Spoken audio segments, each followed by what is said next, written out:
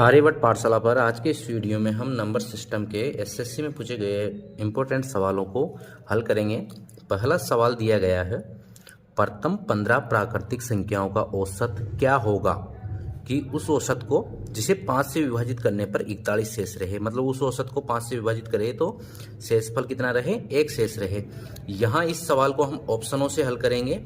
ये जो दिए गए ऑप्शन है इनमें से 41 में हम भाग देंगे तो 8 पंजू 40, इसमें 1 शेष बचता है।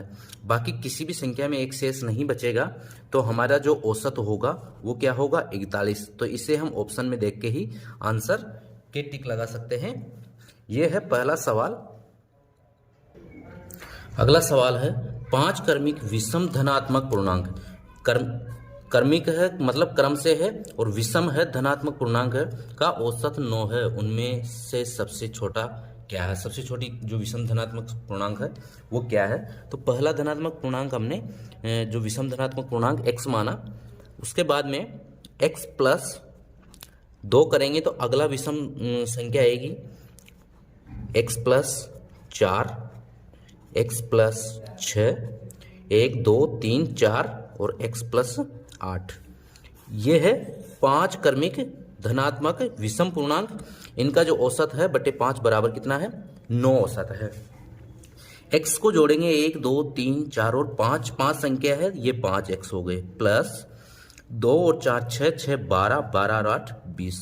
ये 5 जो है यहाँ 9 से गुणा हो जाएंगे तो 5 गुणा 9, 5x प्लस 20 बराबर 45। तो ये हो संख्या 20 का इस तरह पक्षांतरण कर देंगे, 45 माइनस 20, 5x बराबर ये बचेंगे 25। तो x बराबर 25 में हम भाग दे देंगे 5 का, ये 5x के गुणा में है, इस तरफ भाग में आ जाएंगे तो x बराबर कितना आया है, 5। पहली संख्या सबसे छोटी विषम धनात्मक पूर्णांक संख्या ये 5। ऑप्शन नंबर ए सही सवाल आंसर होगा हमारे इस सवाल का। अगला सवाल है क्वेश्चन नंबर 3, प्रथम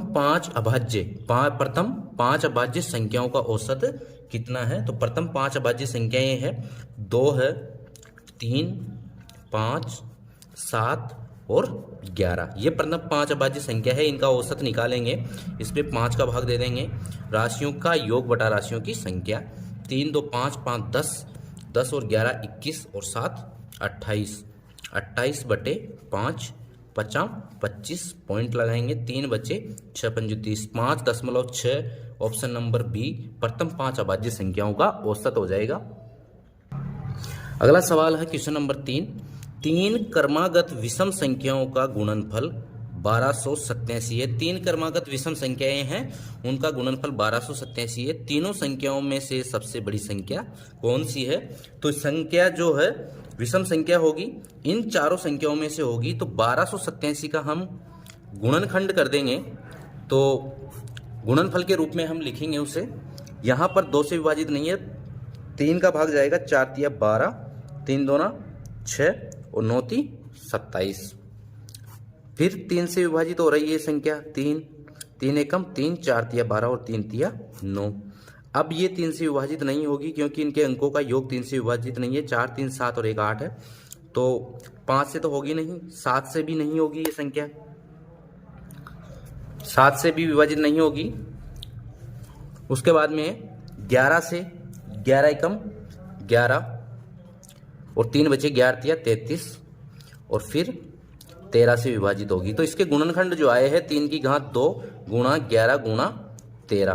तो 3 क्रमागत विषम संख्याएं हैं, तो 11 13 और 3 क्रमागत में नहीं आ रही, 3 तिया 9 इंटू 11 इंटू 13। इनका गुणनफल कितना होगा, 1287। ठीक है, तो इनमें सबसे बड़ी संख्या कौन सी है, सबसे बड़ी संख्या है 13। ऑप्शन नंबर सी इस सवाल का हमारा सही आंसर होगा। अगला सवाल है क्वेश्चन नंबर 4, 2 संख्याओं का गुणनफल 36 है। 2 संख्या है, उनका गुणनफल 36 है और उनका योग 13 है। तदनुसार उन 2 संख्याओं के बीच का धनात्मक अंतर कितना होगा। उन दोनों संख्याओं के बीच का अंतर निकालना है, बड़ी संख्या और छोटी संख्या के मध्य।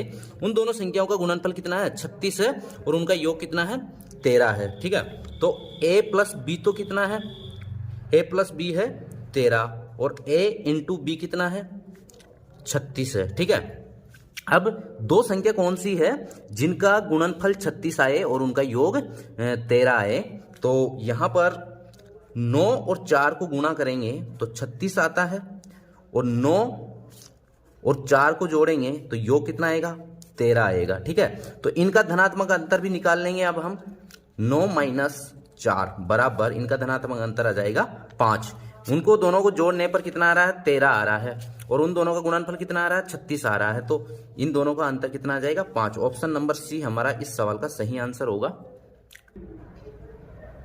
अगला सवाल है क्वेश्चन नंबर 5।